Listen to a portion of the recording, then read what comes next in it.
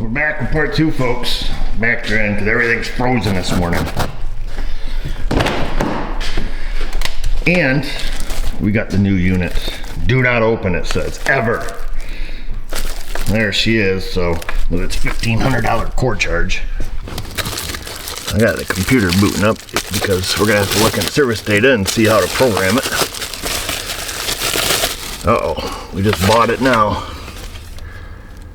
So I think probably our best bet, in case we did it wrong and we got to do more, is to just plug it in right here. Make sure that it works, then we'll stick it up in the hole. And I don't know, because I have no experience, if this will do anything prior to being programmed. That's one thing I don't know. Well, there's lots of things I don't know, but that's one of them. Oops, sticking in the wrong hole there, fella. And this is for the most data bus. I think that's all of our connectors. Yes, sir. Let me just turn the key on, or whatever they call it nowadays. Let's push the button on. Pushing and holding. Oh, yeah. Hey, we got a dinger now. That's good. And then I see the screen lit up a little bit. Didn't turn on fully because I didn't turn the car on fully. Oh, what the frick? No remote to tell. Oh, I took the remote out. That's my problem, lady. It's amateur hour, SMA. I took the remote out because the doors are froze, and I've heard this thing like lock and unlock its doors a couple times. Oh, she turned on that time. We got a dinger. We didn't have a dinger before. Chevrolet. She's lit up. Whew, we did it right. Hallelujah. I guess we can leave that on. I thought I heard you out here. Do you want to go inside? Come here. Hi, Luna. How you doing? You want to say hi? Say hi. Yeah, that's a good girl. So first thing we have to do before we program it, probably before we put it in, we should have looked to see what we need to do as far as programming the setup. So GM's always been really nice, I say that term loosely, with finding where their replacement and programming information is. It doesn't matter what service they're using, it's always under control module references. So if you're using Mitchell, type in control module reference, programming and setup. So they've had that for quite a while, which is pretty nice. Pick out the module, which ours is the A11 radio module. And ours, if you remember correctly, is the IO5 RPO code. So we're gonna do programming and setup without IOA. Go through, read all this stuff. Let's see here, we'll just kind of scan through this here. So you have the RPO build information available, which we do. All right, if he's got XM, he's gonna have to go through the setup procedure on that. Let's see here, special tools, place and program, SPS on-screen instructions, select A11, follow on-screen instructions. Okay, and then here's how to do the XM activation. And then if we brick it, here's how to do a programming recovery. So, valet mode reset if no DTCs are set. Select radio configuration, erase valet mode code with scan tool. So sometimes there's little tidbits in there, but let's go in here. We're gonna pick SPS. I've already hooked up to the vehicle, so 18 Malibu. Hopefully this goes well. The key's on, obviously we have a battery maintainer on it. We're gonna come up here with the replace and program. Sometimes GM TechLine Connect doesn't play real nice,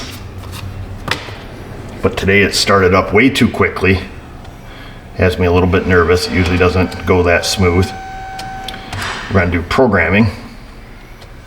Sometimes you do have to do a USB file transfer, but in this case we're gonna do a programming.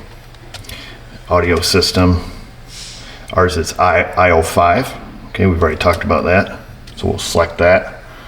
We'll hit next. This radio came from GM, which GM gets their radios from Model Electronics,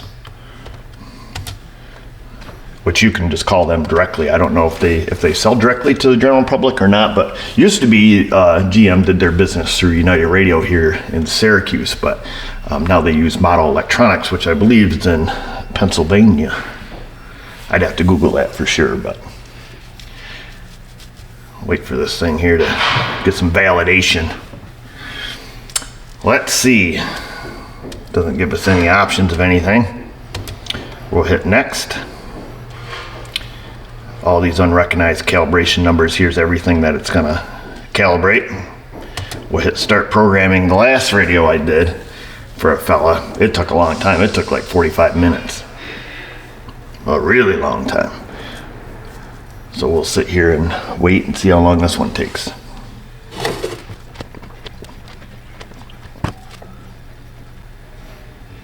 Well, that one didn't take any time at all, folks, so that's good. We'll have to clear the codes out of it. A lot of times programming stuff will set a ton of loss of communication codes. So we're going to proceed with the same bin here. We're all done here. So we'll close this little guy out, and then we're going to open up the scan tool here. Being that we're all hooked up, and we'll go through and we'll make sure we can talk to it now. We should be able to.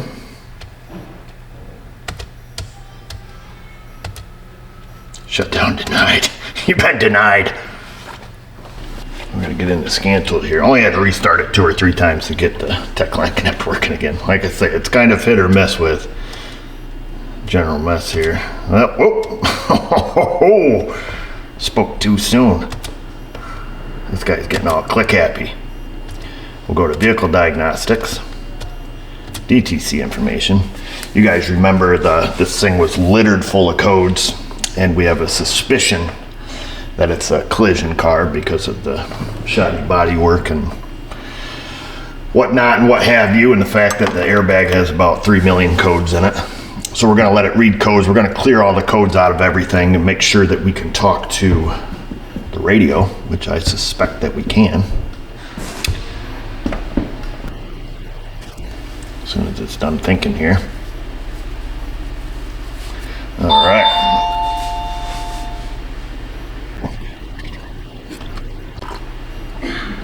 Here we go. Let's clear out the codes. We're going to add all. We're going to remove the engine controller in case he wants to, have this thing inspected. We don't want to erase the codes out of it. We're going to hit OK. Or hit OK again. Might take it a minute. Lots and lots of codes in there. And then we're going to do the old refresh. Engine control module has 1 code in it, but I don't believe the money light was on. So let's, our radio here is happy though. We got the green check mark that says it's happy. So let's go see who's got what code. HVAC has a couple codes in it. I wonder if they've been fiddling with that. And of course, the inflatable restraint module is littered full of codes. P1101. All right, so we're good there. Let's pop back. Like I say, we weren't hired to fix any of the other problems with this car. We're just hired to fix the radio. So now we've got to go into the old A11, wherever she is here, elemental PR. There we go. And then configuration reset. Remember, we got to remove valet mode, whatever that means. That's what service data has told us to do, right? Select radio configuration reset, erase valet mode code with scan tool. Clear. Command state clear. So we did what we had to do. Turn that little guy off. We should be all done here. When I was waiting there a while ago for the furnace to shut off, we got to hook this back up to this battery. Put the transmission in the old Honda. It's got 400,000 miles on it. First transmission, can you believe that? Not quite 400, 380 some thousand. First training though. That's kind of a new record. Oh, she's full. Let's see what we have here. Oh yeah.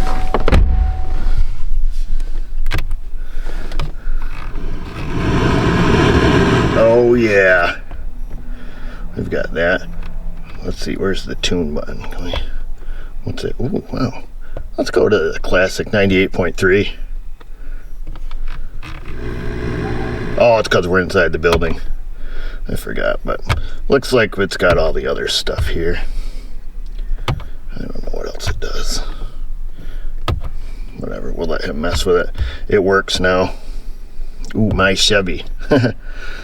That's fun. Oh, that does. We ain't got that kind of time though. All right, we did it, folks. Show's over. Oh, we got to put that thing back. I know there's trust issues, so I just wanted to show you guys I really did put it back. And of course, I put the carpet back too. Ooh. You weirdo. Anyhow, that's it, folks. It's done. Wasn't overly difficult. Probably a little difficult for the home gamer, you know, if you don't have a pass-through device to do the programming. You don't need the MDI2. We could have used the pass-through device from our Altel. We could have used that. We could have used our Cardac 3 that we use for like Chrysler and Ford and Honda and everybody else. So that's it. Not much to say. We checked it, powers, grounds, and ability to communicate, which we had. And then that's it. Like I say, car seems to have a lot of other codes and a lot of other modules, but he just wants the radio fixed. We did it. And I want you guys to go do it in that comment section. Questions, comments, concerns, the Insta, the Facebook. You guys know where to find us.